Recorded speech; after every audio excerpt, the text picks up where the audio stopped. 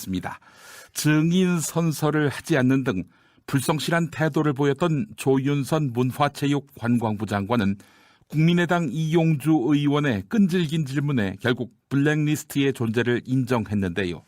사실상 블랙리스트를 보고받았다 이렇게 시인했습니다. 청문회에서 있었던 국민의당 이용주, 더불어민주당 박영선 의원과 조윤선 장관의 질의응답 내용 차례로 들어보시겠습니다. 지금도 블랙리스트가 없다고 생각하십니까? 의원님, 직원들이 특검에 가서 조사를 자, 물어보는 건 이거예요. 다음에는- 지금도 블랙리스트가 없다고 생각하냐는 거예요. 의원님, 직원들이 특검에 지금도 가서 블랙리스트가 없다고 생각하냐고 물어봤습니다.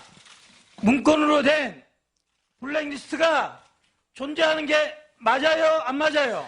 예술인의 지원을 배제할 명단이 있었던 것은 있었던 것으로 여러 가지 이런 이 사실에 의해서 밝혀지고 있는 것 같습니다. 다시 물어볼게요. 블랙리스트가 존재한다, 안 한다? Yes, no? 어느 게 맞아요? 존재한다, 존재하지 않는다?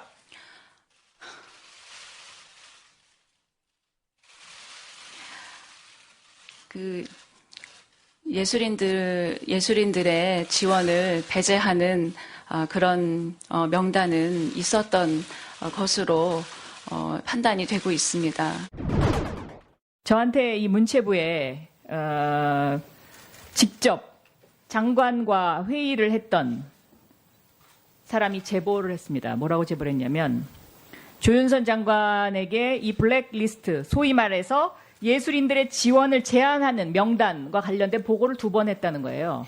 첫째, 장관 취임한 업무 보고 당시 받았습니까? 안 받았습니까? 그 당시에 개괄적으로 이 실장급들이 보고를 했는데 그 당시에는 그 실장도 리스트가 있었든지는 알지 못하는 사람이었었기 때문에 자, 그 당시에 제가 이렇게 보고한 보고했다는 내용은- 거예요. 정부 비판 세력에 대한 보조금 지원을 축소하거나 제한하는 방안에 대한 진행 여부에 대한 업무 보고가 있었다. 그 받으셨죠? 개괄적으로 그쵸? 저한테 간략하게 말을 해준 적이 있는 것 그렇죠. 같습니다. 그게 바로 블랙리스트입니다. 자, 근데 그 담당 실장은 오늘 그게 거의 리스트가 다- 아니었었다고 자, 그다음에 저한테 또 하나요. 이것이 교문수석실과 청와대와의 협의된 문건이었다라고 보고를 했다는 거죠. 있었죠? 그렇게 구체적으로 저한테 보고한 적은 없는 것 같습니다. 이분은 저희 사무실에 이렇게 제보를 하고 특검에 가서 이렇게 진술했다고까지 얘기했어요. 네. 자, 그 다음에요. 2번째 보고를 또 했는데, 그러니까 장관이 모를 리가 없었다는 거예요. 그러니까 문체부 직원들도 너무 기가 막혀서, 그래서 문체부 직원들이 특검에 가서 다 얘기를 하는 거랍니다, 지금. 너무 화가 나니까. 2번째는 언제 보고했냐? 국감에서 의원님들이 질의를 한 다음에 사후에 확인 절차를 거쳐야 되는 건 너무나 당연하지 않습니까? 국감이 끝난 다음에 보고를 했다는 거죠. 사실은 실무자들이 이게 바로 그건 거니까 이게 시기가 언제냐? 바로 10월 말 11월 달이라는 거죠. 그리고 이러한 그 실체 관계와 관련해서 우리가 인정하자. 이거 어쩔 수 없다. 그리고 대국민 사과하자. 그리고 장관한테 이런 건의를 한 것도 독대를 해서 건의한 게 아니고 문체부 직원들 5명이 모여서 장관한테 건의를 했다는 거예요. 장관한테 보고를 했는데 그 당시에 장관이 거절을 했다는 겁니다. 10몇 번 물으셨죠? 17번이라고 나오고 있네요. 보니까. 뭐라고 답변하면 그거 말고 블랙리스트 존재합니까 안 합니까? 계속 그걸 물으셨죠? 예, 그렇습니다. 최종적으로 끌어낸 답이 뭐였죠? 예, 최종적으로 끌어낸 답이 그러한 배제하는 명단은 있었던 걸로 있었다. 이런 답을 끌어냈습니다. 배제하는, 즉 지원을 배제하는 명단은 있었다. 예. 예. 그런데 그거를 언제 확인했느냐, 알았느냐라는 또 다른 의원의 질문에 며칠 전이라고 그랬다면서요? 금년 1월 초. 그렇습니다. 올 1월 초라고 네. 말을 했는데요. 네. 그거는 그 전에 이번에 작년 11월 30일 날 기간 보고가 있었지 않습니까? 예. 정문에 기간 보고가 있었기 때문에 그 당시에도 이미 알고 있었다고 보입니다. 예. 그런데 1월 초라고 답변하는 건 뭐예요? 그것도 그러니까 궁여지책인 거죠, 지금. 그러니까 지금까지 이 국정조사나 또 뭐 등등에서 한 모든 말이 위증죄로 지금 고발당하니까 그렇습니다. 예. 그때는 정말 몰랐고 1월 초에 알았다 이렇게 하는 거다. 그렇습니다. 예. 그리고 자기가 청와대 정무수석 있을 때도 전혀 몰랐다. 여전히 똑같습니까? 지금도 본인이 작성에 관여한 바 없다 이렇게 말을 하고 있습니다. 예. 그런데 장관 되고 나서 한참 지난 후에 이 청문회도 여러 차례 진행된 금년 1월 초에서야 알았다. 그거는 명백히 거짓말일 겁니다. 예. 예. 그나저나 오늘 그 오전에 안 나오다가 오후에 나왔잖아요. 예, 그다음에 그렇습니다. 증인 선서를 안 했다면서요? 예. 증인 선서 안 하고 해도 됩니까?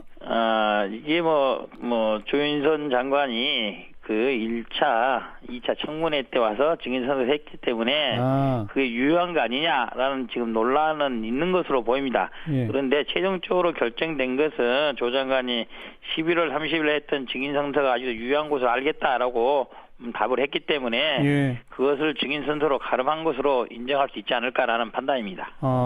그러니까 오늘 증인 선서는 거부했지만 이미 증인 선서 한 번 한 적이 있으니까 이 사실 오늘도 위증한 거는 위증죄로 처벌이 가능한 거네요. 그렇다고 봅니다. 선서를 어겼으니까. 예. 예. 그 밖에 뭐 좀 새롭게 밝혀진 거 없습니까? 블랙리스트 이제 분명히 내가 있는 건 안다. 이 정도밖에 끌어내질 못한 거예요? 아직까지는 그렇습니다. 예. 지금까지는 그런 거고요. 예. 조윤선 장관의 답변 태도를 보면은 그 당시에 청와대에서 자기는 관련이 없지만은 교문 비서관이라든지 이런 말을 들어보면은 청와대가 관련해서 작성된 거는 부인할 수 없는 상태가 아니냐. 그에 대해서는 수긍을 하는 그런 취지의 태도입니다. 그래요? 아니 청와대가 분명히 관여했다는 것까지 인정한단 말이죠. 그런 태도죠. 그에 대해서 적극적으로 부인을 못하고 있습니다. 그리고 자기 정무수석 휘하에 있던 국민소통 비서관들 둘이 오늘 지금 구속영장 청구된 상태거든요. 그렇습니다. 이 블랙리스트 작성 주도 혐의로. 예. 그러면 자기가 데리고 있던 비서관이 하는 일도 자기는 몰랐다는 얘기입니까? 그렇게 지금 주장을 하고 있어요. 그러니까 이제 그 부분에 대해서는 특검에서 아직 조윤선 장관이 조사를 안 받았지 않습니까? 예. 조사를 받다 보면은 가부간에 답이 나올 걸로 그렇게 봅니다. 예. 자, 이 증인 출석 문제를 논하기 전에 우리 이용주 의원은 조윤선 문체부 장관 우선 해임해야 된다 이렇게 촉구하고 계시죠? 그렇습니다. 오늘 오전에 처음부터 불출석을 했지 않습니까? 예. 다른 개인이 개인적인 이해관계에 따라서 증인의 국회가 증인 요구를 해도 안 나올 수는 있을 수는 있어요. 예. 하지만은 공무원, 보통 공무원도 아니고 장관 아니겠습니까? 예. 장관의 입장에서 국회가 국민의 대신해서 청문회 증인을 소환했는데 사사로운 개인의 이해관계를 따져서 불출석한다고 한다는 것은 고위공직자로 부적절하기 때문에 그러려면은 고위공직자인 장관 그만둬야 된다는 거죠. 예. 그리고 또 불출석 사유서를 냈지 않습니까? 예. 불출석 낸 사유서를 보면은 이리 돼 있어요. 자기가 이미 이중 상태로 고발돼 있고 1차, 2차 청문회에 나와서 진술한 내용과 똑같이 진술하게 되면은 가중처벌될 우려가 있다. 이 말은 뭔 말이냐면은 자기가 이미 그 전에 한 진술이 사실과 다른 진술임을 자백하는 것과 마찬가지 아니겠습니까? 즉 자기가 범죄라고 한다면은 장관을 그만하는 게 맞죠. 네. 그러니까 1, 2차 청문회에서 한 말하고 똑같이 하면 가중처벌이고 똑같이 안 하고 말을 뒤집으면 본인 스스로 위증했다는 걸 인정하는 거네요. 그렇습니다. 예. 어떻게 보면 빼도 박도 못하는 상황 아닌가요? 그렇다면 나와서 있는 사실 그대로 밝히고 사실 1차 때 위증을 했다면은 왜 그렇게 된 것인지 소상히 알리고 양해를 사죄를 구하는 게 고위공직자로서 도리가 아니겠습니까? 예. 그런데 나와서는 또 여전히 모른다. 최근에 그렇습니다. 알았다. 이런 방식이라 이거죠. 그렇습니다.